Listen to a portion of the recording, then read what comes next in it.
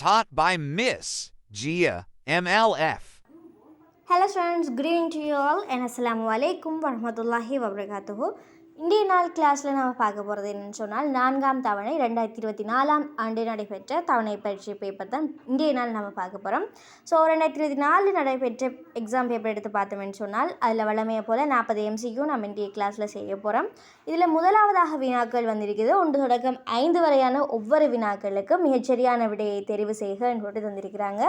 So இதில் முதலாவது வினாவை எடுத்து பார்த்தீங்கன்னு சொன்னால், பாரதத்தில் மௌரியர் காலத்தில் நிர்மாணிக்கப்பட்டதும் நிர்மாணிப்பில் முழுமை பெற்றதுமான தூண் தலைப்பாக கருதப்படுவது என்று சொல்கிறாங்க. உங்களுக்கு தெரியும், பாரதத்தில் இந்தியாவில் மௌரியர் காலத்தில் நிர்மாணிக்கப்பட்ட தூண் தலைகளாக 3 தூண்களை பற்றி நம்ம படிக்கலாம். லௌரிய நந்தகன்கர் தூண், ராம்பூர்வா தூண், சாரநாத் தூண்னு சொல்லிப்போட்டு 3 வகையான தூண்களை பற்றி நம்ம படிக்கிறோம். இதில் பூரணப்படுத்தப்பட்டது முழுமை பெற்ற தூணாக நம்ம பார்க்குறது எந்த தூணுன்னு சொன்னால் சாரநாத் தூண்களை பற்றி தான் படிச்சிருப்போம். சரியா? ஸோ முதலாவதுக்கு 3வது ஆன்சர் பொருத்தமானதாக காணப்படும். 2வது வினாவை பாருங்கள். ஐரோப்பாவின் வரலாற்றுக்கு முற்பட்ட குகை ஓவியங்களில் 17 அடி நீளமான எருதின் உருவத்தை காண கிடைக்கும் குகை என்ற ரீதியில் பார்த்தோம்னு சொன்னால் லஸ்கோ குகையில் அப்படியான உருவத்தை 17 அடி நீளமான எருதின உருவத்தை காணலாம். ஆனால் அதே நேரத்துக்கு லஸ்கோ குகைக்கு இன்னொரு பேரும் சொல்லுவாங்க, ஹால் ஆஃப் பூல்ஸ்ன்னு போட்டு சொல்லுவாங்க. எருதுகளின் குகைன்னு சொல்லியும் அழைக்கப்படும். At the same time Altamira என்ற குகையை எடுத்து பார்த்தோம்னு சொன்னாலும் அல்டாமிரா குகைகளில் எருதின் பல்வேறு மெய்நிலைகளை காட்டுகின்ற ஓவியங்களை அங்கே காணக்கூடியதாக இருக்கும். எருது முக்காரமிடுற மாதிரி, பாய தயாராகிற மாதிரி, ஓய்வெடுக்கிற மாதிரி அப்படின்னு சொல்லி ஒவ்வொரு நிலைகளையும் காட்டக்கூடிய ஓவியங்களை அல்டாமிரா குகையில் வரைஞ்சிருப்பாங்க, எருதுகளுடைய ஓவியம். ஆனால் ஸ்பெஷலாக 17 அடி நீளமான எருதின் உருவத்தை நம்ம காணக்கூடியதாக லஸ்கோ குகையை தான் காணலாம். ஸோ 2வதுக்கு 3வது விடை என்ன செய்யுது பொருத்தமானதாக காணப்படுது. சரியா பிள்ளைகள்? 3வது வினாவை பாருங்கள். பின்வருவனவற்றுள் கண்டி கால கலைஞர்கள் பற்றிய சரியான கூற்று யாது? 1. நீலகம ஓவிய பரம்பரை கலைஞர்களால் தம்புள்ள விகாரையின் ஓவியங்கள் வரையப்பட்டுள்ளன. 2. கண்டிய ஓவியங்கள் பலவற்றை சித்ர நைதே என்ற கலைஞரை வரைந்துள்ளார். 3. தெஹல்தொர்வ விகாரையின் அனைத்து ஓவியங்களையும் தெவரஹம்பலோ சில்வத்தன என்ற கலைஞர் வரைந்துள்ளார். 4. தேவேந்திர மூலாச்சாரியார் கட்டடக்கலையை விட ஓவியக்கலையில் கைதேர்ந்தவர் ஆவார். 5. தெல்மட மூலாச்சாரியார் கண்டி காலத்தில் வாழ்ந்த அதிசிறந்த ஓவியர் ஆவார் என்று தந்திருக்கிறாங்க. சரியா?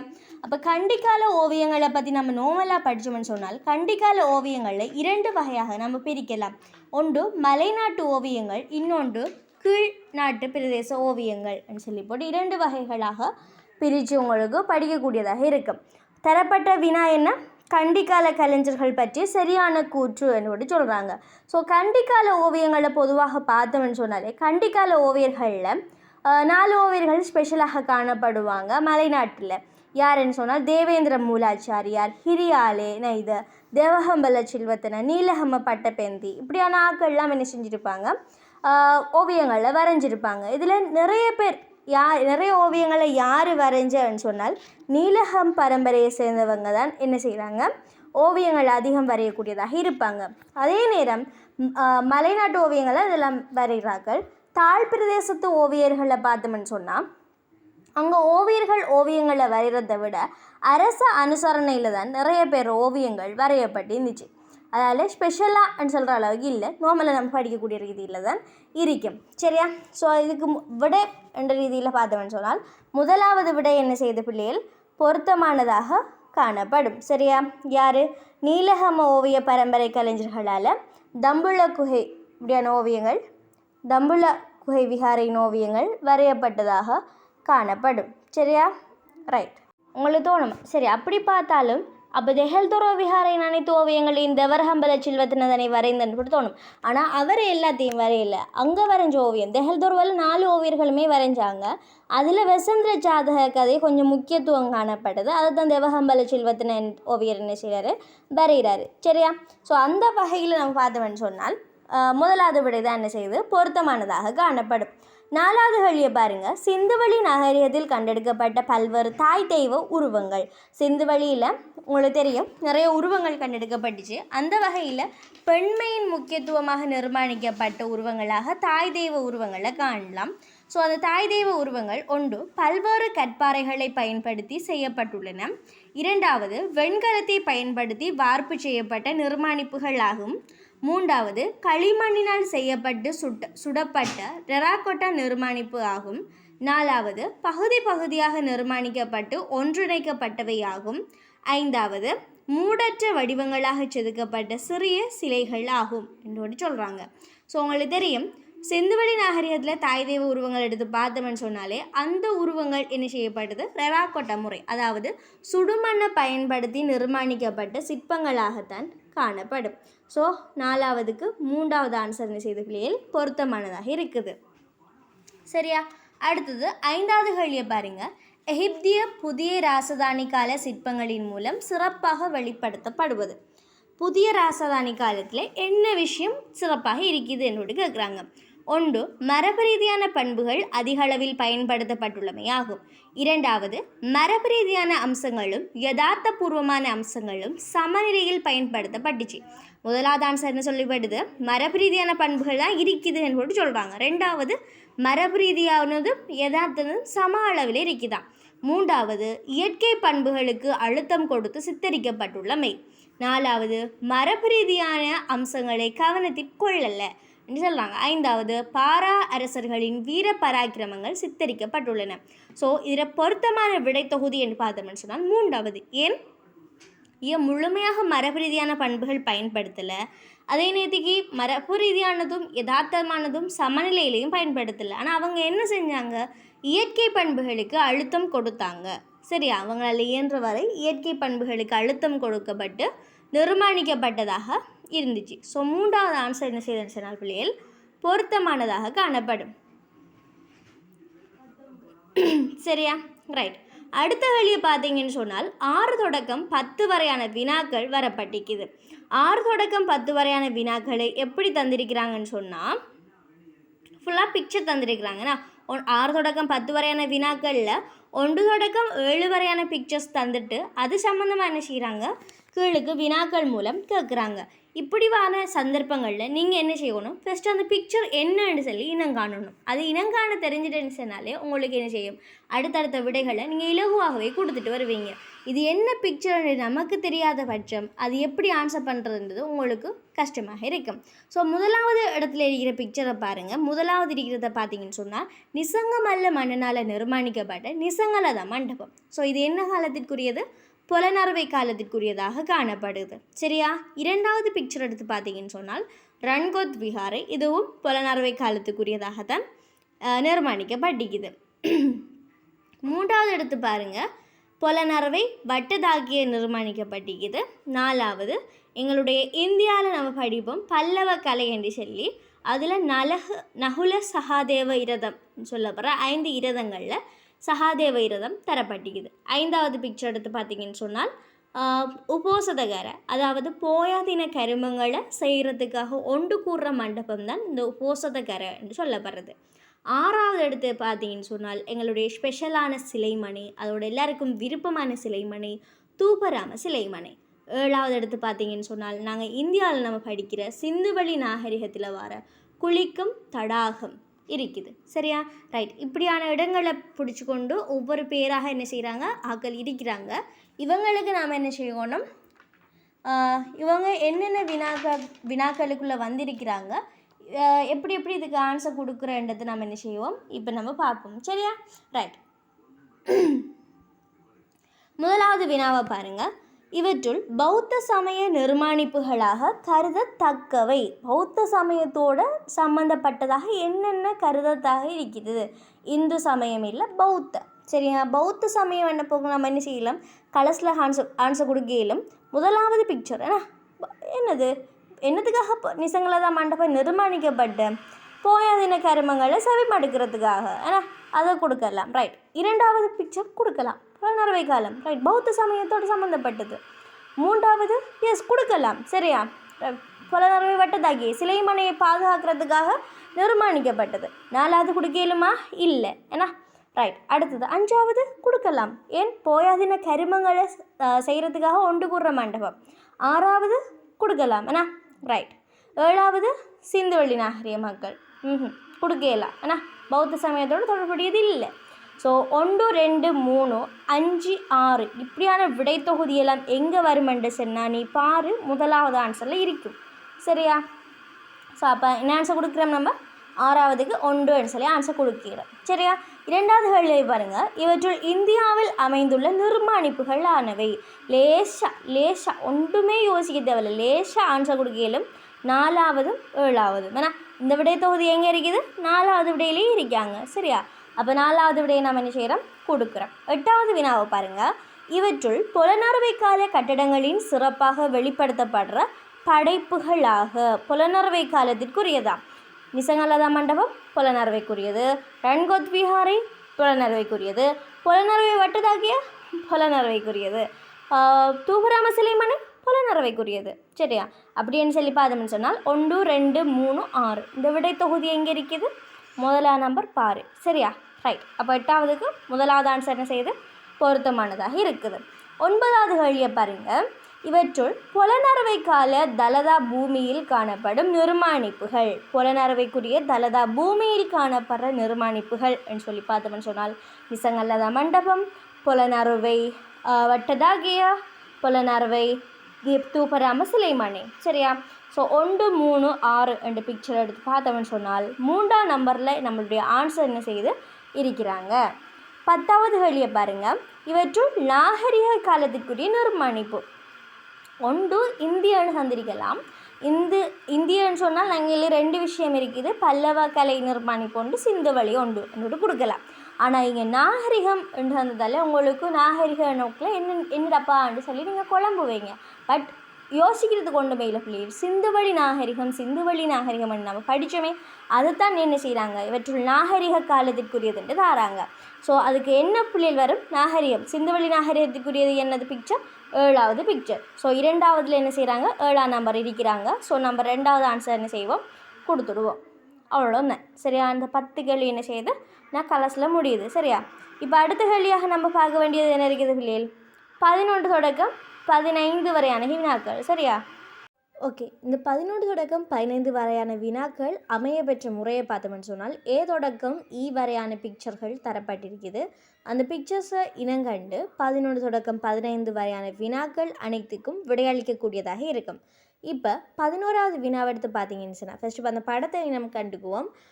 ஏண்டு லிட்டரல் இருக்கிறது பார்த்தீங்கன்னு சொன்னால் அமராவதி காலத்துக்குரிய இல்லற வாழ்க்கையை துரத்தல் எனும் சிற்பம் இருக்குது. ஏன்னா பிஎனும் லெட்டரில் இருக்கிறது பார்த்தீங்கன்னு சொன்னால் நம்முடைய கிரேக்க காலத்திற்குரிய, அதாவது ஹெலனிஸ்டிக் காலத்திற்குரிய லக்குன் சிற்பம் இருக்கிறாங்க. சின்றதை பார்த்தீங்கன்னா அனுராதபுர ரத்ன பிரசாதைய அந்த இடத்துல இருக்கிற காவட்கல் இருக்கிறாங்க. டிஎன்ற லெட்டரில் இருக்கிறது பார்த்தீங்கன்னு சொன்னால் எங்களுடைய பல்லவ காலத்திற்குரிய காங்கவரோகண செதுக்கல்களாக காணப்படுகிறது. ஈயண்ட லெட்டரில் இருக்கிற மெதட்டை பார்த்தீங்கன்னு சொன்னால் பாகல்கடை மிகுந்தல கண்டக சைத்தத்தில் காணப்படக்கூடிய பாகல்கடை தரப்பட்டிக்குது. ரைட். இப்போ நம்ம பார்க்க போகிறது என்னென்ன வினாக்கள் வரப்பட்டிக்குது, அதாவது 11வது வினா எப்படி அமைஞ்சிருக்குது, அதுக்கு எப்படி விடை கொடுக்க வேண்டும் என்ற ரீதியில் பார்க்க போகிறோம். 11வது வினாவை பார்த்தீங்கன்னு சொன்னால் பிள்ளை ஏனும் எழுத்தினால் காட்டப்பட்டுள்ள கற்பலகை ஆனது. 1 புத்த சரிதையுடன் தொடர்புடைய நிகழ்வொன்றை சித்தரிக்கும் பாருத் செதுக்கலாகும். பாருத் செதுக்கலா? நிச்சயமாக இல்லை. 2வது புத்த சரிதையுடன் தொடர்புடைய நிகழ்வொன்றை சித்தரிக்கும் அமராவதி கலைஞரின் ஆக்கமாகும். ரைட், இருக்கட்டும். 3வது விடையை பாருங்க, வரலாற்று செய்தி ஒன்றை சித்தரிக்கும் பாருத் இல்லை. 4வது அமராவதி தூபிகளிடையே காணப்படும் பலகை செதுக்கல்களில் ஒன்று. பலகை செதுக்கலா? இல்லை, இது ஒரு கர்ட்டூன் செதுக்கல். 5வது பாருங்க, சாஞ்சி தூபியின் தூண் செதுக்கல்களில் பெருமதிமிக்க ஒன்றாகும். தூண் செதுக்கல்களில் பெருமதிமிக்கது தான், ஆனால் சாஞ்சி இல்லை. சாஞ்சி என்னது? எங்களுடைய மௌரிய காலத்திற்குரியது. என்ன? ரைட். அந்த வகையில் இப்போ நம்ம பார்த்தோம்னு சொன்னால் எந்த விடை பொருத்தம்? 2வது விடை பொருத்தமானதாக இருக்கும். அடுத்த கேள்வியை பாருங்க, பி எனும் எழுத்தினால் காட்டப்படுவது 1 மறுமலர்ச்சி காலத்திற்குரிய சிலையாகும். நோ. 2வது மைக்கேல் ஆஞ்சலோவின் சிலையாகும். நோ. அடுத்தது கிரேக்க தொன்மை கால சிலையாகும். இல்லை. அடுத்தது கிரேக்க செந்நெறி காலத்திற்குரிய சிலையாகும். இல்லை இல்லை. ஐந்தாவது கிரேக்க ஹெலனிஸ்டிக் கால சிலையாகும். சரி, ஏன்னா கிரேக்க ஹெலனிஸ்டிக் காலத்திற்குரிய சிலையாக காணப்படும். ஸோ விடை இலக்கம் 5ஆக காணப்படுகிறது. 13வது வினாவை பாருங்கள்.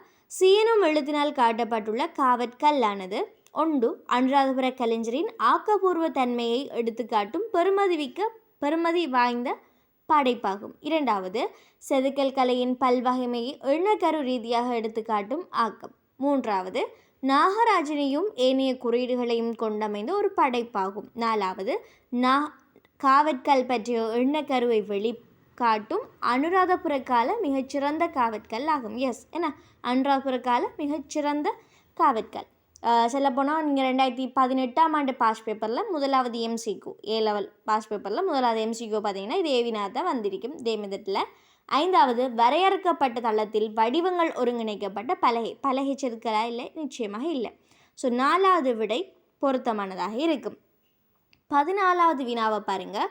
டி எனும் எழுத்தினால் காட்டப்பட்டுள்ள மல்லவபுர, அதாவது பல்லவ காலத்திற்குரிய மாமல்புர விஷயத்தை தான் சொல்கிறாங்க. செதுக்கலின் ஒரு பகுதியினால் வெளிப்படுத்தப்படுவது. இந்த பகுதியில் இல்லாட்டி பொதுவாக அந்த மாமல்புர செதுக்கலில் ஒரு பகுதியை தந்து இந்த பகுதியிலிருந்து உங்களுக்கு என்ன விளங்குது என்று கேட்குறாங்க. ஒன்று தனது பக்தர்களுக்கு, அதாவது டிஎனும் எழுத்தினால் காட்டப்பட்டுள்ள மாமல்புர செதுக்கலின் ஒரு பகுதியினால் வெளிப்படுத்தப்படுவது சிவபெருமான் ஒன்று தனது பக்தர்களுக்கு அருள் பளிக்கின்றமை. இரண்டாவது அர்ஜுனனின் தவநிலையை ஆராய்கின்றமை. மூன்றாவது பகிரத முனிவரை கடிந்துரைக்கின்றமை. நாலாவது ஆகாய கங்கையை உருவாக்க முனைகின்றமை. ஐந்தாவது பகிரத முனிவரால் ஆகாய கங்கையை உருவாக்கி தருமாறு கோரிக்கை விடுவிக்கப்படுகின்றமை. ஸோ 5வது விடை பொருத்தமாக இருக்கும். காரணம் என்ன? பகிரத முனிவரால் சிவபெருமான்கிட்ட என்ன சொல்கிறாங்க, செல்ற ஒரு வரங்கட்ட ஒரு விஷயம். ஏன்னா எங்களுக்கு ஒரு ஆகாய கங்கை ஒன்றை தாங்கன்னு சொல்லல, அந்த இயற்கையாக அமைந்த ஒரு கற்குன்றில் ஏற்பட்ட பிளவின் காரணமாக அந்த செதுக்கல் அப்படியே என்ன செய்கிறாங்க, நிர்மாணிக்கிறாங்க. ஸோ 5வது விடை பொருத்தமானதாக இருக்கும். என்ற லெட்டரில் இருக்கிற வினாவை பாருங்கள். எனும் எழுத்தினால் காட்டப்பட்டுள்ள படைப்பானது ஒன்று அது என்னது, பாகல்கடம் மிகுந்தலை கண்டக சைத்தியத்திற்குரிய பாகல்கடம் தந்திருக்குது. ரைட். பாகல்கடத்திலேருந்து என்னென்ன வினாக்கள் வருகிறது, என்ன மாதிரி என்ற ரீதியில் நம்ம பார்த்தோம்னு சொன்னால், ஒன்று தூபியுடன் தொடர்புடைய காணத்தக்க செதுக்கல்களை கொண்டதொரு ஆக்கம் ஆகும் என்று சொல்கிறாங்க வாகல்கடத்துக்கு. அடுத்தது அமராவதி பண்புகள் வெளிக்காட்டும் செதுக்கல்களை கொண்ட வாகல்கட நிர்மாணிப்பு ஆகும். மூன்றாவது தூபி ஒன்றின் 4 திசைகளையும் காட்டுவதற்காக செய்யப்பட்டதொரு நிர்மாணிப்பு ஆகும். நாலாவது நிறைகுடத்திலிருந்து வெளிப்படுத்தப்படும் கல்பலதா மலரை கொண்டதொரு நிர்மாணிப்பு. 5 தூபியின் புஷ்ப பீடத்துடன் தொடர்புடைய செதுக்கல். பொதுவாக இந்த வாகல்கடம் என்றது என்ன என்று பார்த்தோம்னு சொன்னால், வாகல்கடம் என்றதுக்கு பழைய காலத்தில், அதாவது ஆரம்ப காலங்களில் நிறைய பேர்கள் கொண்டு அழைக்கப்பட்டுச்சு. தற்போது தான் வாகல்கடம் என்று அழைக்கப்படுது. அதாவது வாகல்கடத்தினுடைய ஏனைய பேர்களாக நம்ம பார்க்கலாம். ஆதிமுக்க, ஆயக்க, ஆயிக்கன்னு சொல்லப்படுற நிறைய பேர்களை நீங்கள் என்ன செய்யலாம், காணக்கூடிய ரீதியில் இருக்கும். தற்போது வாகல்கடம் என்று அழைக்கப்படுகிறது. சரி, இந்த வாகல்கடம் என்றது என்னத்துக்காக நிர்மாணிக்கப்பட்ட என்ற ஒரு ரீதி நோக்கத்தை எடுத்து பார்த்தோம்னு சொன்னால், வாகல்கடம் என்றது தூபிக்கு அழகையும் பாதுகாப்பையும் தார ஒன்று. சரியா? தாதுகோபங்களில் கற்பைய அண்டத்திட நாற்றிசைகளையும் நோக்கி இருக்கிற ஒரு அம்சமாகத்தான் இது காணப்படும். தரைப்பகுதிகளோடு ஒன்றிணைந்ததாக நிர்மாணிக்கப்படும். சரியா? ரைட். இதுலேருந்தே உங்களுக்கு விளங்கியிருக்கும் என்னத்துக்காக நிர்மாணிக்கப்படுன்னு சொல்லி. அப்போ இதில் இந்த 15வது வினாவில் 3வது பாருங்கள். தூபியின் 4 திசைகளையும் காட்டுவதற்காக செய்யப்பட்ட ஒரு நிர்மாணிப்பு. ஸோ இப்போ உங்களுக்கு விட பிடிச்சிருக்கும். ஸோ 3வது ஆன்சர் என்ன செய்யுது, பொருத்தமானதாக காணப்படுகிறது. சரியா? ரைட். அடுத்த வினாக்கு போவோம். அடுத்த வினாக்களாக 5 வினாக்கள் தரப்பட்டிருக்கிறது. அந்த 5 வினாக்கள் 16 தொடக்கம் 20 வரையான வினாவாக காணப்படுகிறது. இது எல்லாமே ஓவிய தொகுதியை கொண்டதாக காணப்படுது. ஏன்னா எல்லாமே பெயிண்டிங்ஸ் கொண்டு தரப்பட்டிருக்கிறாங்க. சொல்லப்போனால் எல்லாமே 43வது குழுவை தான் தந்திருக்கிறாங்க. 43வது குழு ஓவியம் தந்திருக்கு. சரி, பார்ப்போம். படங்களை ஃபஸ்ட்டு நாங்கள் காணுவோம். வி என்ற லெட்டரில் இருக்கிற பிக்சர் எடுத்து பார்த்தீங்கன்னு சொன்னால், நம்மளுடைய LTP என்று சொல்லப்படுற ஒரு கலைஞருடைய ஓவியம். அதாவது பெண் உருவங்கள் அதிகமாக வரைஞ்சிருக்கிறாரு. கண்ணாடியின் முன்னால் பெண்ணுன்னு சொல்லப்படுற ஓவியம். டபிள்யூ என்ற எழுத்தில் எரிகிற ஓவியத்தை எடுத்து பார்த்தீங்கன்னு சொன்னால் ஜஸ்டின் திறனியகாலால் வரையப்பட்ட ஒரு ஓவியமாக காணப்படும். எக்ஸென்ற லெட்டரில் எரிகிறத பார்த்தீங்கன்னு சொன்னால் ஜார்ஜ் கீட்டால் வரையப்பட்ட ஓவியமாக காணப்படும். பை என்ற எழுத்தில் காணப்படுறத பார்த்தீங்கன்னு சொன்னால் எங்களுடைய ரிச்சர்ட் கேப்ரியலால் வரையப்பட்ட சமயம் ரிச்சர்ட் கேப்ரியல் என்ன போக்கில் அதிகமாக கிறிஸ்தவ சமய துணை பொருட்களில் ஓவியங்களை வரைஞ்சவர். ஞானமுள்ள ஞானமற்ற கண்ணீர்கள்னு சொல்லப்படுற ஓவியம். ஜெட் என்ற எழுத்தில் எழுதியது பார்த்தீங்கன்னு சொன்னால் எங்களுடைய ஹாரி பீரிஸ்னால் வரையப்பட்ட ஜைன பவனன்னு சொல்லப்படுற ஓவியம். ரைட், இப்போ என்னென்ன வினாக்கள் வரப்பட்டிருக்குது என்ற ரீதியில் பார்த்தோம்னு சொன்னால் 16வது வினாவாக வரப்பட்டிருக்குது. வி எனும் எழுத்தினால் காட்டப்பட்டுள்ள எல்டிபி மஞ்சுஸ்ரீயினால் வரையப்பட்ட ஓவியம். ஒன்று, நீர்ச்சாய ஊடகத்தினால் பெண் உடலின் நளினத்தை யதார்த்தபூர்வமாக காட்டுவதற்கு எடுக்கப்பட்ட முயற்சி ஆகும் என்று சொல்கிறாங்க. ரைட், இருக்கட்டும். இரண்டாவது, கலைப்பாங்கான பண்புகளை அதி உயர் வெளிப்பாட்டுடன் சித்தரிக்கும் விதத்தில் வரையப்பட்டது. மூன்றாவது, நவீன ஐரோப்பிய கலைநுட்பங்கள்னதும் கீழைத்தேய கலைநுட்பாணிகள்னதும் ஒருங்கிணைப்பாகும். நாலாவது, சாஸ்திரலாய யதார்த்தவாத பண்புகளை, யதார்த்தவாதம் என்றதே இல்லை, ஒரு புதுமைத்துவத்தை எடுத்துக்கொண்டு வராங்கன்னு சொன்னால் அங்கே யதார்த்தவாதம் என்ன செய்யாது, வராது. ஐந்தாவது, எண்ணெய் வர்ண ஊடக பயன்பாட்டினால் புதிய மனப்பதிவாத கலைநுட்பங்களுக்கு அமைய வரையப்பட்டது. எண்ணெய் வர்ண ஊடகம் இல்லை. ஸோ இது ஒரு நீர்வர்ண ஊடகத்தினால் வரையப்பட்ட ஒரு ஓவியம். நளினத்துவத்தை எடுத்துக்காட்ட முயற்சிச்சிருக்கிறாங்க. அதோட பெண்ட உடலில் அருப ரீதியில் என்ன செஞ்சுருப்பாங்க, ஒரு அரை அருப ரீதியில் திரிவுபடுத்தி தான் இந்த ஓவியம் வரையப்பட்டிக்கும். ஸோ இதனுடைய விடை இலக்கம் ஒன்றாக என்ன செய்யப்படுது, காணப்படுது. விடை இலக்கம் 1. அடுத்தது பாருங்க, 17வது வினா. டபிள்யூ எனும் எழுத்தினால் காட்டப்பட்டுள்ள கண்ணாடியின் முன் பெண் என்ற ஓவியமானது ஒன்று, மரபு ரீதியான ஓவியப்பாணி ஒன்றை அவ்வாறே பின்பற்றப்பட்டுள்ளமையாகும். இரண்டாவது, குறியீட்டு பாணியில் முன்வைக்கப்பட்ட கற்புல வெளிப்பாடாகும். மூன்றாவது சொல்கிறாங்க, இயற்பண்பினை கலைத்துவ ரீதியான வெளிப்பாடாக மாற்றியுள்ளமை. நாலாவது, பகுதியளவு அருபவாதத்தை கொண்டதாக நிர்மாணிக்கப்பட்ட பெண் உருவம். ஐந்தாவது, கலைப்பாங்கான விதத்தில் பெண் உருவம் ஓவியமாக்கப்பட்டுள்ளமை. ஸோ இதுக்கு விடை என்ன வருது, 4வது விடை தொகுதி வருது. ஏன், நம்மளுடைய பகுதி அளவான அருபவாதத்தை கொண்டதாகத்தான் அவர் என்ன செஞ்சிருப்பார், கண்ணாடியின் முன் பெண்ணுன்னு சொல்லப்படுற ஜஸ்டின் திறனியகாலாவினுடைய ஓவியம் நிர்மாணிச்சிருப்பாங்க. அடுத்த வினாவை பார்த்தீங்கன்னு சொன்னால் எக்ஸெனும் எழுத்தினால் காட்டப்படுவது. எக்ஸென் எழுத்தில் இருக்கிற ஓவியம் என்ன, பீமனும் ஜரசந்தனும் சொல்லப்படுற ஓவியம். ஸோ எக்ஸெனும் எழுத்தினால் காட்டப்பட்டுள்ளது. ஒன்று, அருபரீதியான திண்ம வடிவங்கள் பயன்படுத்தப்பட்டுள்ள ஓவியம். இரண்டாவது, திண்ம ஊடகங்களை பயன்படுத்தி செய்யப்பட்ட யதார்த்தவாத ஓவியம். மூன்றாவது, வர்ண பயன்பாட்டின் போது சாஸ்திரலாய நுட்ப முறைகள் பயன்படுத்தப்பட்டுள்ள ஓவியம். நாலாவது, இந்து வீர காவியமாகிய மகாபாரத கதை ஒன்றினை தழுவி இந்த ஓவியம் வரையப்பட்டுள்ளது. ஐந்தாவது, வெளிப்பாட்டின் தீவிரத்தன்மைக்காக எதிர்வர்ணங்கள் பயன்படுத்தப்பட்டுள்ளமை. ஸோ இந்த எக்ஸென்ட் லெட்டரில் இருக்கிற ஓவியத்தை பார்த்தீங்கன்னு சொன்னால் எங்களுடைய பீமனும் ஜரசந்தனும் சொல்லப்படுற ஓவியம். இந்த ஓவியம் எங்களுடைய கலைஞர் ஜார்ஜ் கீட்டால் கோதமி போரலை விஹாரிலையாக்கும் காணப்படுது. சரியா, ஜார்ஜ் கீட்டன்னா அந்த விஹாரி தான். ஸோ அந்த அடிச்சுட்டு சரியா.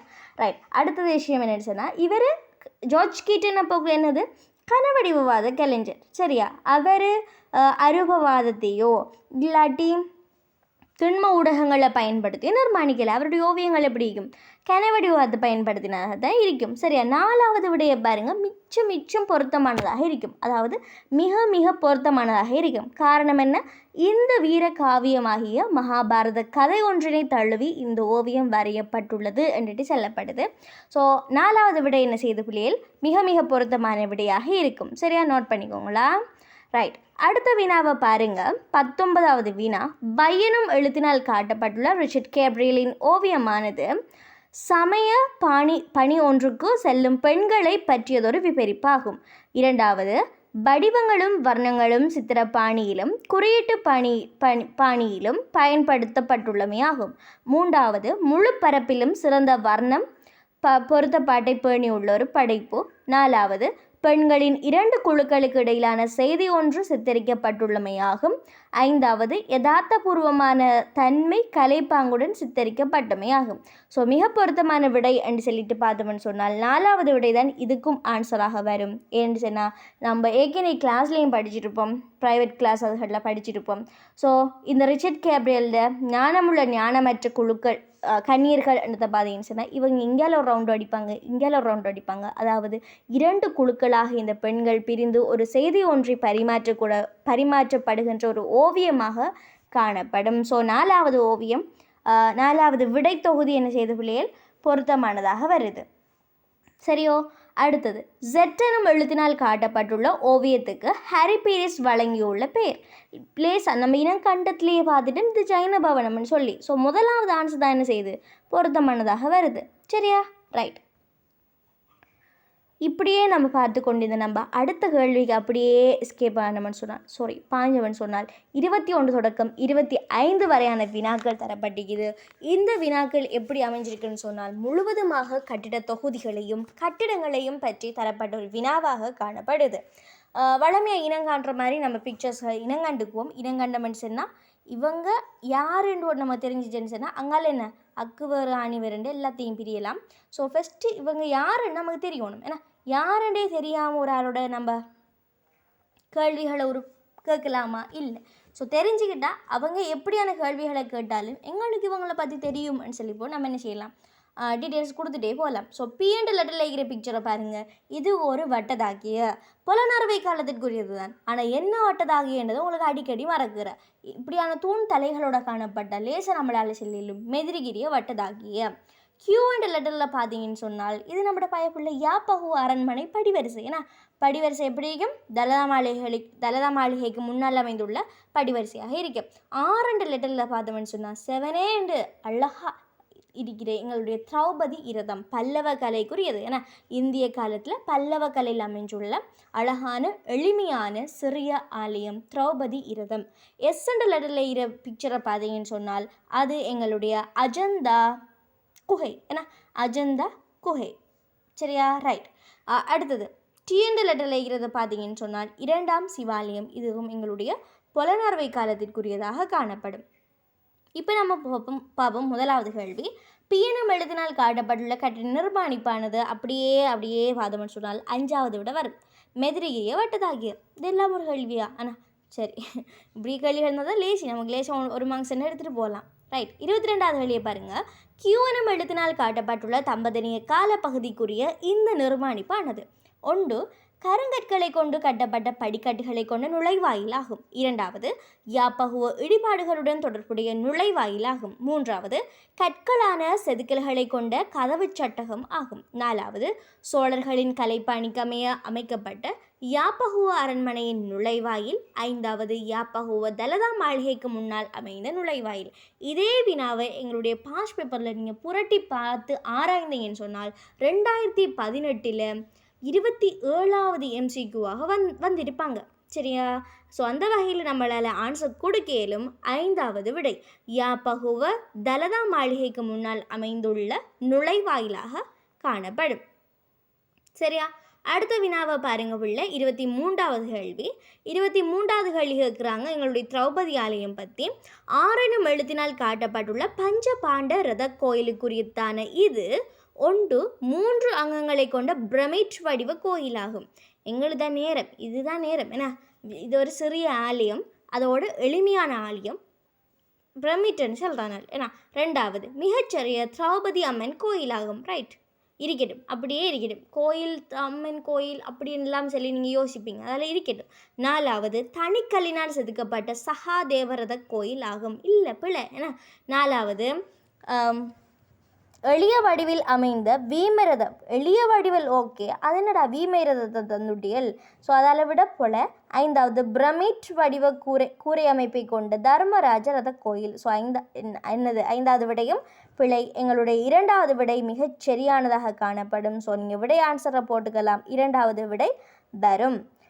24வது கேள்வியை அப்படியே பாருங்கள். S எனும் எழுத்தினால் காட்டப்பட்டுள்ள அஜந்தா குகையானது அஜந்தா குகையிற உட்பகுதி சைத்தியத்தில் உட்பகுதி தான் என்ன செஞ்சிருக்கிறாங்க தரப்பட்டிருக்கிறாங்க. இதுவும் இப்படியான ஒரு கேள்வி ஒரு மெதட்டை நீங்கள் 2017ஆம் ஆண்டு 22வது MCQவில் உங்களால் அவதானிக்கக்கூடியதாக இருக்கும். சரியா? ரைட். என்ன கேள்வி கேட்டிருக்கிறாங்கன்னா பிள்ளை, எஸ் எனும் எழுத்தினால் காட்டப்பட்டுள்ள அஜந்தா குகையானது ஒன்று பிக்குமாரின் தங்குமிடமாக பயன்படுத்தப்பட்டது ஆகும். 2வது அலங்கார செதுக்கல்களை கொண்ட நிர்மாணிக்கப்பட்டதாகும். 3வது பிக்குமாரின் தர்ம உபதேச மண்டபங்களுக்காகவும் ஒன்றுகூடல் மண்டபங்களுக்காகவும் பயன்படுத்தப்பட்டதாகும். 4வது உட்பகுதியில் ஓவியங்களையும் சிற்பங்களையும் கொண்டது. இதில் இருக்குதா இல்லைன்னு சொல்லலை. 5வது உட்பகுதியில் தூண்களையும் தூவியின் மாதிரியையும் கொண்டதாகும். ஆனால் பெரும்பாலும் அஜந்தா குகை என்றதில் இந்த உட்பகுதி அந்த விஷயத்தை நம்ம பார்த்தோம்னு சொன்னால் இது அதிகமாக சமயத்துக்காக பயன்படுத்தப்படுது. அதாவது உபதேச மண்டபங்களையும் ஒன்றுகூடல் மண்டபங்களையும் பயன்படுத்துறதுக்காக நிர்மாணிக்கப்பட்டதாக காணப்படுது. ஸோ விடை இலக்கம் 3வது நீங்கள் கொடுத்துக்கொள்ள இயலும். 25வது வினாவை பாருங்கள். 25வது வினா ஏன்னா எங்களுடைய புலனறுவை காலத்துக்குரிய 2ஆம் சிவாலயம் அது கண்டுபிடிக்கப்பட்ட இடத்திற்கேற்ப அந்த பேரை வழங்குவாங்க.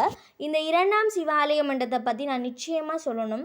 ஹே மால், நீ ஒன்றை பார்த்தோன்னு சொல்லணும்னு சொல்கிற மாதிரி எங்களோட 2ஆம் சிவாலயத்தை பற்றி 4-5 விஷயம் நான் நல்லா பேசணும். என்னென்னு சொன்னால் 2ஆம் சிவாலயத்தை பற்றின பேசிக் நாலேஜ் உங்களுக்கு இருக்கணும். அதை பற்றி என்னடா பேசிக் நாலேஜ் என்னோட கேட்பீங்க. எஸ், அதில் பழமை வாய்ந்தது. ஏன்னா ஏனைய எல்லா சிவாலயங்களையும் பார்க்கையில், அதாவது 1ஆம் இலக்க சிவாலயம் 2ஆம் இலக்க சிவாலயம் என்று 2ஐயும் ஒப்பிடுகையில் எங்களுடைய 2ஆம் இலக்க சிவாலயம் மிகவும் பழமை வாய்ந்ததாக காணப்படும். இது நீங்கள் பேசிக்காக நீங்கள் தெரிய வேண்டிய உண்டு. அதோட இது என்னத்துக்காக நிர்மாணிக்கப்பட்ட அதில் நோக்கங்களும் தெரியணும். ராஜராஜ சோழன் சொல்லி இப்படி ஒருத்தர் இருந்தான். அவன் என்ன செய்கிறான், தன்னை மனைவியின் ஞாபகார்த்தமாகத்தான் இந்த சிவாலயத்தை நிர்மாணிக்கிறாங்க. இதுக்கு இன்னொரு பேரும் இருக்குது. என்னது? இன்னொரு பேரும் இருக்குது. என்ன பேர் பிள்ளைகள்? வானவன் மாதேவி ஈஸ்வரமுடையார் சொல்லிப்பட்டு ஒரு பேரும் இருக்குது. சரியா? ரைட். இது எத்தனையாம் நூற்றாண்டு நிர்மாணிக்கப்பட்டதை நோக்கி நம்ம சொன்னால் 11ஆம் நூற்றாண்டு, கிறிஸ்துக்கு பின் 11ஆம் நூற்றாண்டு சோழ கட்டிடக்கலையின் மரபில் நிர்மாணிக்கப்பட்டது. சரி, இப்படியான ஒரு அறிவினை நம்ம கொண்டு 25வது வினாவை நோக்கி பயணித்தோம்னு சொன்னால் எஸ் எனும் எழுத்தினால் காட்டப்பட்டுள்ள 2ஆம் இலக்க சிவன் கோயில் என அறியப்படும். இது ஒன்று புலனறுவை கால இராசதானியில் முதலில் நிர்மாணிக்கப்பட்ட சிவன் கோயில் ஆகும். 2வது 11ஆம் நூற்றாண்டில் ராஜேந்திர சோழனின் ஆட்சி காலத்தில் பயன்படுத்தப்பட்டதாகும், அதாவது நிர்மாணிக்கப்பட்டதாகும். 3வது தென்னிந்திய பல்லவர்களின் கட்டடக்கலை நுட்பங்களுக்கு அமைய நிர்மாணிக்கப்பட்டதாகும். 4வது தென்னிந்திய விஜயநகர கட்டிடக்கலை. பல்லவர்களோட கட்டிடக்கலையா? இல்லை. அதே நதிக்கு தென்னிந்திய விஜயநகர கட்டிடக்கலை நுட்பங்களுக்கு அமைய விஜயநகரமா? இல்லை, இது ஒரு சோழர் காலத்துக்கு உரியது. 5வது பாண்டியர்களின் கட்டிடக்கலை நுட்பங்களுக்கு அமைய 13ஆம் நூற்றாண்டில். நாங்கள் பாண்டிய என்று சொல்லி வந்தாலே இந்த விட பொல எண்ணுவோம். அதுக்குள்ள 13ஆம் நூற்றாண்டு இன்னொன்று போய் செல்கிறாங்க. ஸோ அது நிச்சயமாக பிழை ஆன்சர். 11ஆம் நூற்றாண்டில் தான் இது நிர்மாணிக்கப்பட்ட. அந்த வகையில் நம்ம அலசி ஆராய்ஞ்சோம்னா இதுக்கு பொருத்தமான விடையாக 2வது விடை தொகுதி சரியானதாக காணப்படும். சரியா? நோட் பண்ணிக்கோங்களா. இப்போ அடுத்த வினா தொகுதியாக நம்ம பார்க்குறது 26 தொடக்கம் 30 வரையான வினாக்கள். இந்த வினாக்கள் உங்களுக்கு அதிகமாக வரக்கூடியது எப்படின்னு சொன்னால் பொதுவான வினா, அதாவது சிலபஸோடு இல்லாமல் பொதுவாக கேட்கக்கூடிய ஒரு வினாக்களாக இருக்கும். சரியா? சரி, இப்போ நம்ம பார்ப்போம் எப்படியானப்பட்ட வினாக்கள் வரப்படிக்குன்னு சொல்லி. முதலாவது கேள்வியை பாருங்கள், அதாவது 26வது கேள்வியை பாருங்கள். 26வது கேள்வியுடைய சாயல் உங்களுக்கு எப்படின்னு சொன்னால் 2016ஆம் ஆண்டு வரப்பட்ட வினாவினுடைய சாயலாக இருக்கும். சரி, முதலாவது வினாவை பார்ப்போம். ஏதேனும் ஒரு அலங்காரத்தில் மனங்கவர் தன்மையை உணர்த்துவதற்காக ஏதோ ஒரு அலங்காரம் ஒன்றில் மனங்கவரணும் சொன்னால் எப்படியான விஷயங்களை கையாளுவோம். ஒன்று, இயற்கையான வடிவங்களையும் வர்ண பேதங்களையும் பயன்படுத்துதல் வேண்டும். அடுத்தது, மூடற்ற வர்ணங்களையும் ஒத்த வர்ணங்களையும் பயன்படுத்துதல் வேண்டும். மூட்டற்ற. 3வது, ஆக்கப்பூர்வமான வடிவங்களையும் மனங்கவர் வர்ணங்களையும் பயன்படுத்தப்படுதல் வேண்டும். 4வது, குளிர் வெப்ப வர்ணங்களை முறையான கோடுகளினால் கோலங்களில் பயன்படுத்தப்படுதல் வேண்டும். 5வது, எளிமையான வடிவங்களையும் வரையறுக்கப்பட்ட வர்ணங்களையும் தெரிவு செய்து கொள்ள வேண்டும். ஸோ இப்படியான ரீதியில் பார்த்தோம்னு சொன்னால் எங்களுக்கு 3வது விடை பொருத்தமானதாக இருக்கும். காரணம் என்ன? ஏதேனும் ஒரு அலங்காரத்தில் மனங்கவர் தன்மையை ஏற்படுத்தணும்னு சொன்னால் அந்த ஆக்கத்தில் வடிவங்களும் மனங்கவர் வர்ணங்களையும் இருக்கணும். ஏன்னா இப்போ நீங்கள் கூட ஒரு கடைக்கு போகிறீங்க, ஒரு துணிக்கடைக்கு போகிறீங்க. துணிக்கடைக்கு போனீங்கன்னு சொன்னால் ஏற்கனவே போன முறை வந்த டிசைன்ஸையே வாங்குவீங்களா? இல்லை, அதில் ஒரு அப்டேட் இருக்கணும்னு சொல்லி இப்போ நீங்கள் என்ன செய்வீங்க, பார்ப்பீங்க. அப்போ அந்த வடிவங்கள் உங்களுக்கு நவீன காலத்துக்கு ஏற்ற மாதிரி வரணும் எதிர்பார்ப்பீங்க. இன்னொன்று, உங்களுக்கு பிடித்த கலர் வாங்குவீங்களா, பிடிக்காத வர்ணத்தினுடைய துணி வாங்குவீங்கன்னு சொன்னால் உங்களுக்கு என்னத்துக்கு நீங்கள் பிடிக்காத வாங்கி காலம் ஃபுல்லாக விருப்பம் இல்லாமல் இருக்கணும். ஏன்னா ஸோ பிடிச்ச ஒரு துணியை நீங்கள் என்ன செய்வீங்க, வாங்குவீங்க. ஸோ உங்களோட வர்ணம் என்ன செய்யும், மனம் கவர்ந்த வர்ணங்களை நீங்கள் தெரிவு செய்வீங்க. ஸோ மூன்றாவது ஆன்சர் என்ன செய்யும், பொருத்தமானதாக இருக்கும். இப்போ அடுத்த வினாவை பார்த்தோம்னு சொன்னால் 27வது வினா, அச்சிடலுக்காக பரவல் அலங்காரம் ஒன்றை திட்டமிடும் போது மிக முக்கியமானதாக அமைவது ஒன்று, ஒரே அளவிலான பல்வேறு அலகுகள் முழு தளத்திலும் பரவலடையும் விதத்தில் வரைதல். இரண்டாவது, அலங்கார பகுதி ஒன்று அதற்கு சமமான இன்னொரு பகுதியுடன் தொடர்படும் விதத்தில் வரைதல். மூன்றாவது, கேத்திரகணித மாதிரி ஒன்றின் மீது சமச்சீராய் அமையும் விதத்தில் வடிவங்களை பயன்படுத்துதல். நாலாவது, முழு தளத்திலும் பரவலடையும் விதத்தில் ஏதேனும் ஒரு மாதிரிக்கமைய வடிவங்களை பயன்படுத்துதல். ஐந்தாவது, முழு தளத்திலும் பரவலடையும் விதத்தில் கைகளை அங்குமிங்கும் அசைத்து வடிவங்களை வரைதல். கைகளை அங்கும் இங்கும் வரைகிறது செய்கிறது அது உங்களோட பொறுப்பு, உங்களோட பிரச்சனை. ஸோ அது விட வராது. ஒரு முழுத்தள அலங்காரம் ஒன்று இருக்கணும். அதாவது பரவல் அலங்காரம் ஒன்று திட்டமிட போக்கில் அது எப்படியான விஷயங்களை நியதியில் கொள்ளணும்னு சொன்னால் ஏனைய பகுதிகள் எல்லாமே தொடர்புற விதத்தில் இது பண்ணிக்கணும். அதாவது ஒரு சீத்து துணி அலங்காரமோ இல்லை சம்திங் பரவல் அலங்காரமோ ஒன்று தடுத்தோம்னுச்சுன்னா அது இதே மெத்தடுக்கு போகுதுன்னு சொன்னால் இதில் வெட்டிப்படுற துண்டு என்ன செய்யும், இந்த பாதி அமைப்பு இங்கால வரக்கூடிய ரீதியில் இருக்கும். சரியா? இப்படி வளைச்சி பார்த்தோம்னு சொன்னால் இரண்டையும் தொடர்படுத்தி பார்த்தோம்னு சொன்னால் இந்த பாதியும் சம அளவில் இருக்கக்கூடியதாக இருக்கும். அதே நேரத்துக்கு இங்கால ஒரு வட்டம் ஒன்று வருதுன்னு சொன்னால் இதோட கட்டாகும். ஏன்னா இந்த கட்டாகிற பகுதியும் இங்கால இருக்கிற பகுதியும் தொடர்பட்டு நம்ம என்ன செய்வோம், நியதிகளை பின்பற்றி வரையக்கூடிய ரீதியில் இருக்கும். ஸோ அந்த விதத்தில் பொருத்தமான விடை தொகுதியாக நம்ம பார்க்குறது இரண்டாவது, அலங்கார பகுதி ஒன்று அதுக்கு சமமான இன்னொரு பகுதியுடன் தொடர்படும் விதத்தில் வரைதல் தான் என்ன செய்யுது, அச்சிடல் அலங்காரத்துக்கு பொருத்தமானதாக இருக்கும், முக்கியமான விஷயமாக இருக்கும். 28வது பாருங்க, அசையா பொருட்கூட்ட சித்திர பயிற்சியின் மூலம் எதிர்பார்க்கப்படுவது. உங்களுக்கு ஒரு சித்திர பயிற்சி அசையா ஒரு ஒப்ஜெக்ட் ட்ராயிங்கில் என்ன விஷயம் எதிர்பார்க்குறாங்க அப்படின்னு சொல்கிறாங்க. முதலாவது, அனைத்து பொருட்களும் தெரியக்கூடிய விதத்தில் முப்பரிமாண இயல்புகள், அதாவது எல்லா படமும் தெரியணும், எல்லா பொருட்களும் தெரியணும், 3D காட்டணும்ன்றாங்க. இரண்டாவது, கோட்பாடுகளை பயன்படுத்தி பொருட்களின் குணவியல்புகள் சித்தரிக்கப்படும் விதத்தில் வெளிப்படுத்துதல். அதாவது இரண்டாவது விடை தொகுதி என்ன சொல்லுதுன்னு சொன்னால், நீங்கள் என்ன கோட்பாடுகள் நாம் பயன்படுத்துங்க, அதாவது கோட்பாடுகளை சரியாக பயன்படுத்துதுங்க, பொருள் இதுதான் பார்த்தோன்னே இது இன்ன பொருள் தான் இன்ன விஷயம்தான் என்று வழங்கணும் அப்படின்ட்டு சொல்கிறாங்க. மூன்றாவது, பொருட்களை அவை இருக்கும் விதத்திலே வரைந்து பின்புலத்தை விருப்புக்கேற்றவாறு பேக்ரவுண்டை நீங்கள் விரும்பின மாதிரி கொடுக்கலாம், அந்த பொருள் எப்படி இருக்குதோ அப்படியே நீங்கள் வரையணும் அப்படி சொல்கிறாங்க. உங்களுக்கு பார்த்தா எல்லாமே சரியான மாதிரி தான் இருக்கும். ஏன்னா ரைட். நாலாவதுடைய பாருங்கள், பொருட்களின் வடிவங்களை முப்பரிமாண இயல்புகள் வெளிப்படும் விதத்தில் ஆக்கபூர்வமாக வரைதல். ஐந்தாவது, பொருட்களின் வடிவங்களையும் வர்ணங்களையும் கற்பனையாக பயன்படுத்துதல். வர்ணங்களை கற்பனையாக பயன்படுத்தினா பரவாயில்ல, அது எப்படி வடிவங்களையும் கற்பனையாக பயன்படுத்துகிற, அப்போ பொருட்கூட்ட சித்திரமே ஆகாதே என்ன. ஸோ ரெண்டாவது விடை தான் என்ன செய்த புள்ளியில் இதுக்கும் பொருத்தமானதாக இருக்கும். ஏன், கோட்பாடுகளை பயன்படுத்தி பொருட்களில் குண இயல்புகள் சித்தரிக்கப்படும் விதத்தில் பொருத்துதலாக இருக்கும். சரியா? ரைட். அடுத்த கேள்வியை பாருங்க. 29வது வினா, சந்தைக்கு பொருளொன்றை அறிமுகப்படுத்துவதற்காக தயாரிக்கப்படும் சுவர் ஒட்டியின் மூலம். சுவரொட்டி என்ன போக்குள்ளேயே அதில் என்ன விஷயம் உங்களுக்கு எதிர்பார்ப்பாங்க, சுவரொட்டி பார்த்தோன்னே இதுதான் விஷயம் என்று விளங்கணும். அதாவது ஒரு மியூசிக் ஷோ சுவரொட்டி என்று சொன்னால், நீங்கள் கொழும்பிலிருந்து கம்பஹா நோக்கி போகிறீங்க, அப்போ கம்பஹாவில் ஒரு மியூசிக் ஷோ ஒன்று நடக்க போகுது அப்படின்னு சொன்னால் போகிற வழிகள் இல்லாமல் என்ன செய்வாங்க, போஸ்டர்கள் ஒட்டியிருப்பாங்க. அந்த போஸ்டரில் 4-5 பேர் இப்படி கைகளை தூக்கின மாதிரியும் அந்த லைட்ஸ் அந்த ஒளிகள் பயன்படுத்துகிற மாதிரியும் இவ்விடத்த வாக்கியங்கள் எழுதின மாதிரியும் இருந்தால் அது உங்களுக்கு என்ன எழுத்தண்டு விளங்காட்டிங்க பரவாயில்ல, அவங்க நிற்கிற அந்த பிக்சர் வடிவமைச்சிருக்கிற மெத்தட்டை வச்சு நீங்கள் என்ன செய்வீங்க, ஒரு மியூசிக் ஷோ ஒன்று நடக்க போகுதுன்னு சொல்லிட்டு நீங்கள் வழங்குவீங்க. சரி, அதுதான் விடுங்களேன். ஒரு டெங்கு ஒழிப்பு திட்டம் என்ன போக்கில் அந்த சுவரொட்டியில் என்ன செய்வாங்க, தேங்காய் சிரட்டைகள் காணப்படுற மாதிரி என்ன செய்வாங்க, கிடக்கும். அதே நேரத்துக்கு ஒரு நொழும்போண்டு, பெரிய மூக்கு வச்சு ஒரு நொழும்போண்டு காணப்பட்டு அதுக்கு ஒரு கொலைன்னு சொல்லி போட்டாங்கன்னு சொன்னால் அது உங்களுக்கு என்ன விளங்குது, நொழும்பை தடை போட்டிருக்காங்க. அப்போ இது என்னது, நுழம்பு பெருக்கிறத தடுக்கக்கூடிய ஒரு சுவரொட்டின்னு விளங்கும். ஏன்னா பார்த்தோன்னே ஈஸியாக இருக்கணும், குறியீட்டை வச்சு விளங்கக்கூடிய ரீதியில் இருக்கணும். அதுதான் சுவரொட்டியில் மெயினான விஷயம். ரைட், என்ன இங்கே தரப்படிக்கின்று பார்ப்போம். ஒன்று, வடிவங்களையும் வர்ணங்களையும் குறியீட்டு ரீதியாக பயன்படுத்துதல். இரண்டாவது, தொனிப்பொருளுக்கு பொருத்தமான சுருக்கமான வாசகம் ஒன்றை பயன்படுத்துதல். மூன்றாவது, நோக்கங்களை எளிமையாகவும் சிக்கலின்றியும் அர்த்தமுள்ள விதத்திலும் விரைவாகவும் வெளிப்படுத்தல் ஆகும்.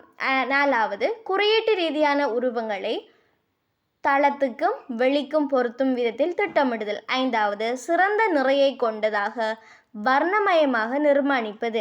ஸோ எந்த விடை பொருத்தமானதாக இருக்குமென்னு சொன்னால் பிள்ளைகள், மூன்றாவது விடை தான் இங்கே பொருத்தமானதாக இருக்கும். காரணம் என்ன, இதுதான் நோக்கம் என்று நம்மளால் அறியணும். ஸோ நோக்கங்களை எளிமையாக சொல்லணும், அந்த அர்த்தம் எங்களுக்கு சிக்கல் இல்லாத மாதிரி இருக்கணும். பார்த்தோன்னே இதுதான் டெங்கு ஒழிப்பு தான் என்று வழங்கிடணும். ஸோ அப்படியான ஒரு இதாக தான் ஒரு இருக்கணும் சுவரொட்டி இல்லை. ஸோ மூன்றாவது ஆன்சர் என்ன செய்த பிள்ளைகள் மிக மிக பொருத்தமானதாக காணப்படுது. 30வது வினாவை பாருங்க. நீர்வர்ண ஊடகத்தை பயன்படுத்தும் ஓவியத்தில் இருக்க வேண்டிய சிறப்பான பண்பு. ஒன்று, தளம் முழுவதும் நிறம் சமநிலையில் பரவப்பட்டிருத்தல். ஒரு வாட்டர் கலரில் என்ன விஷயம் இருக்கணும் ஸ்பெஷலாக அதோடு கேட்குறாங்க. இரண்டாவது, நீருடன் கலக்கப்பட்ட நிறம் தூரிகை அடிப்பு இருப்பது போல தடித்த நிற பிரயோகம். மூன்றாவது, ஊடுகாட்டும் முறையினை நிறங்கள் நீருடன் கலக்கப்பட்டிருக்கும் விதத்தை பிரதிபலித்தல். எஸ் ஏன்னா. நாலாவது, வெள்ளை நிறம் பயன்படுத்தப்படுவதால் நிறங்களின் வன்மை மென்மை காட்டப்பட்டு இருத்தல். ஐந்தாவது, மூல வர்ணங்களின் தடயங்கள் தெளிவாக தெரிதல். ஸோ மூன்றாவது விடைதான் இங்கேயும் என்ன செய்யப்படுது, பொருத்தமானதாக காணப்படுது. அதாவது நீர்வர்ணம் என்றது என்னது, ஊடுகாட்டுற வர்ணம். ஏன்னா அப்போ ஊடுகாட்டு முறையிலான நிறங்கள் நீருடன் கலக்கப்பட்டிருக்கிற அந்த விதத்தை பிரதிபலிக்கக்கூடிய ரீதியில் என்ன செஞ்சிருக்கும், அமைஞ்சிருக்கும்.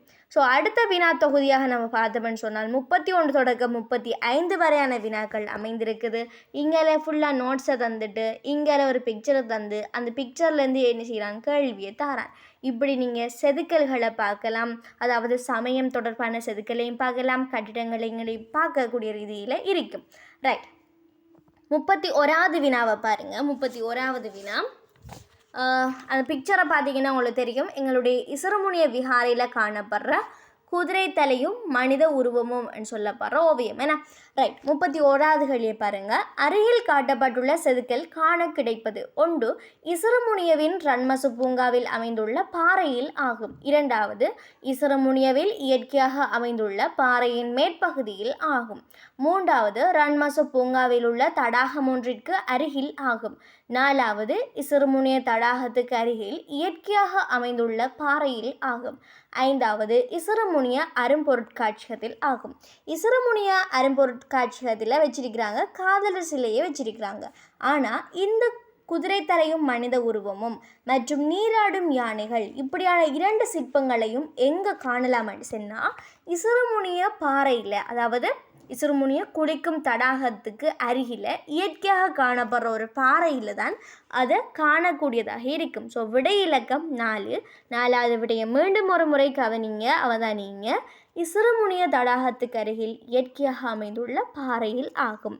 ஸோ இந்த சிற்பத்தை அங்கே தான் உங்களால் காண இயலுமானதாக இருக்கும். அடுத்த வினாவை பாருங்கள். 32வது, அருகில் காட்டப்பட்டுள்ள கல்விஹாரையின் சமாதி புத்தர் சிலை. ஸோ கல்விஹாரையோட சமாதி புத்தர் சிலை, இல்லாட்டி பொதுவாக கல்விஹாரை புத்தர் சிலை என்று சொன்னாலே அது பல்லவ கலை மரபை கொண்டதாக தான் நிர்மாணிச்சிருப்பாங்க. நாலுமே என்ன செஞ்சிக்கும், கருங்கல்லை கொண்டு, அங்கே என்னென்ன புத்த சிலைகளுக்கோ அனைத்துமே கருங்கல்லை ஊடகமாக கொண்டு தான் நிர்மாணிக்கவும் பட்டிருப்பாங்க. சரி, இங்கே என்ன வினா தரப்பட்டிக்குது, எதோடு தொடர்படுத்தி விட அளிக்க போகிறோம் என்று சொல்லி நோக்கினோம்னு சொன்னால், ஒன்று, தேராவாத பௌத்த செல்வாக்குடன் நிர்மாணிக்கப்பட்டதாகும். போல என்ன. ரெண்டாவது மகாயன எண்ணக்கருக்கமைய உருவாக்கப்பட்டது ஆகும். மூன்றாவது அமராவதி பாணியில் நிர்மாணிக்கப்பட்டது ஆகும். அமராவதியா இல்லை, இது பல்லவ. நாலாவது மதுரா கலைமரபுக்கமைய நிர்மாணிக்கப்பட்டதாகும். ஐந்தாவது குப்த செல்வாக்குடன் நிர்மாணிக்கப்பட்டதாகும். ஸோ விடை இலக்கம் பிள்ளைகள் ரெண்டாவது விடை மகாயன எண்ணக்கருக்காக, அதாவது மகாயன பௌத்த எண்ணக்கருக்கமைய நிர்மாணிக்கப்பட்டதாகத்தான் கல்விஹாரையினுடைய புத்தர் சிலைகளை காணக்கூடியதாக இருக்கும். ஸோ விடை இலக்கம் 2. அடுத்த வினாவை பாருங்க.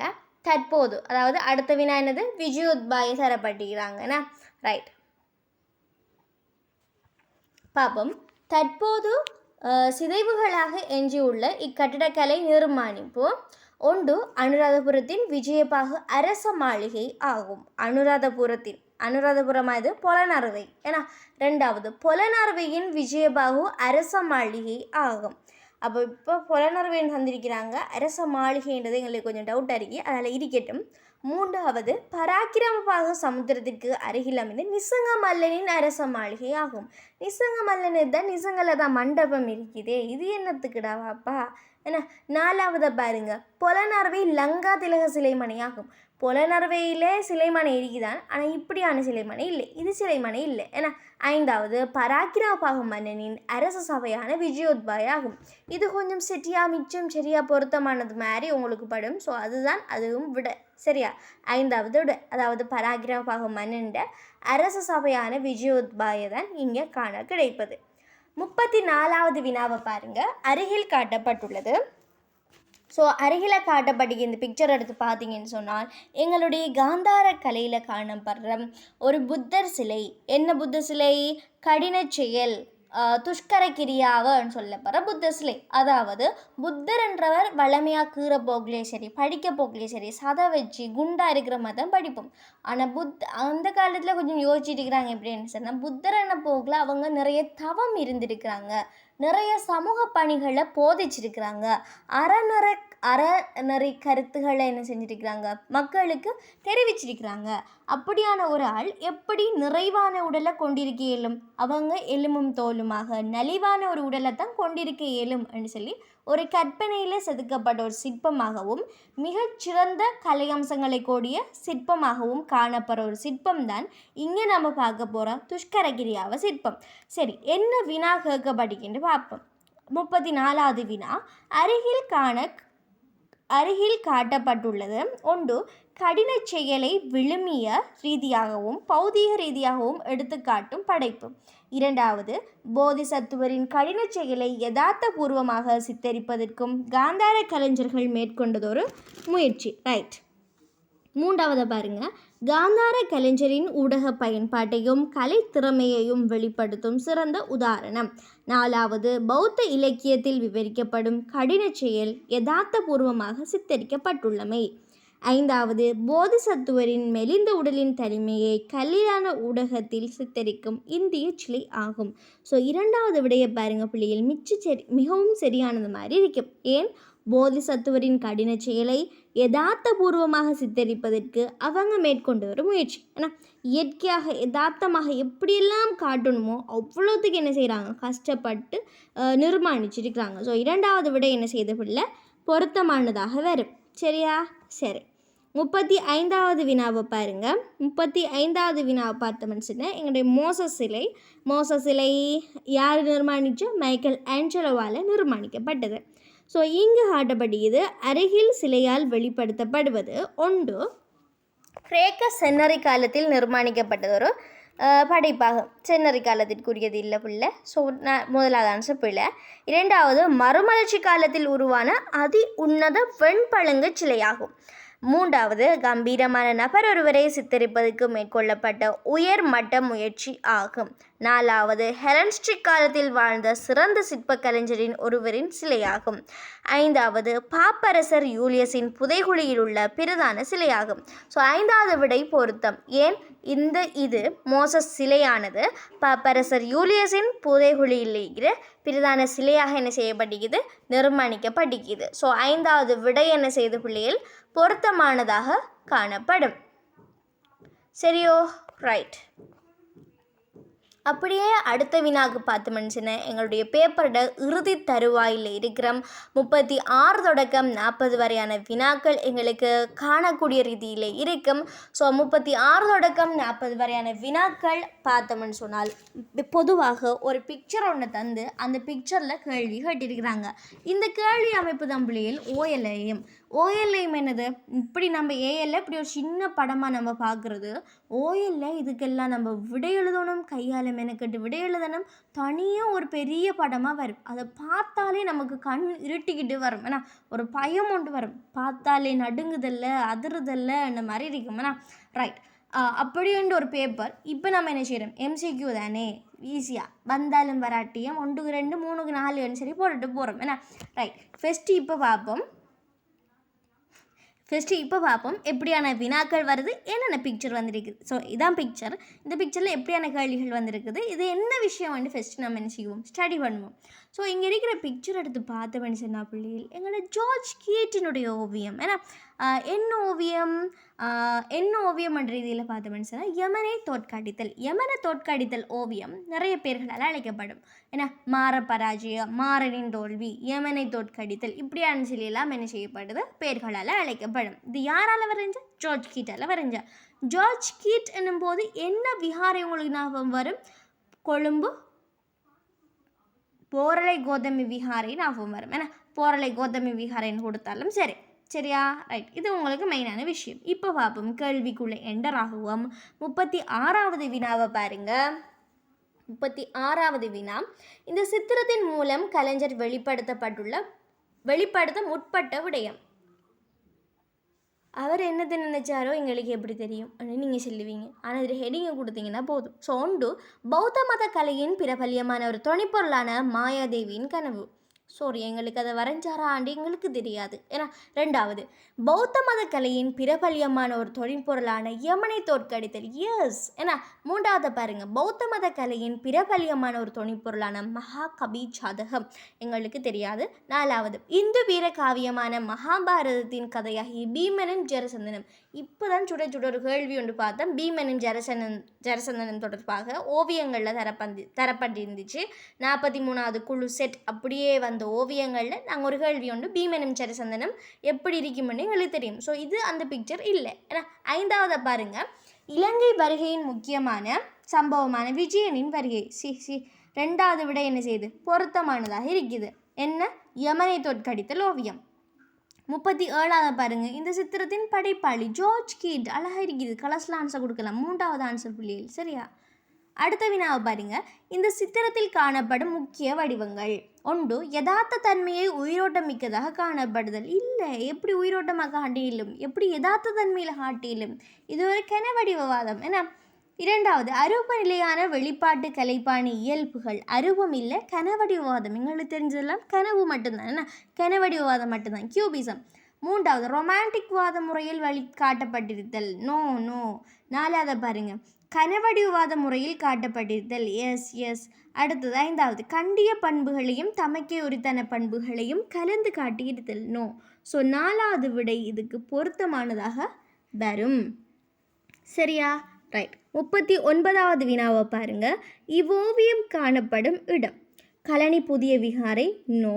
கழனி புதிய விகாரையில் எங்களுடைய சோலியஸ் மெடிசினுடைய ஓவியங்களை காணலாம். பெலன்வில விகாரை. நோ. போரலை கோதமி விஹாரி. எஸ். 4வது, கொழும்பு கலாபவனம். நோ. தேசிய கலாபவனத்தில் இவங்களோட ஓவியங்களை காணலாம். எப்படி,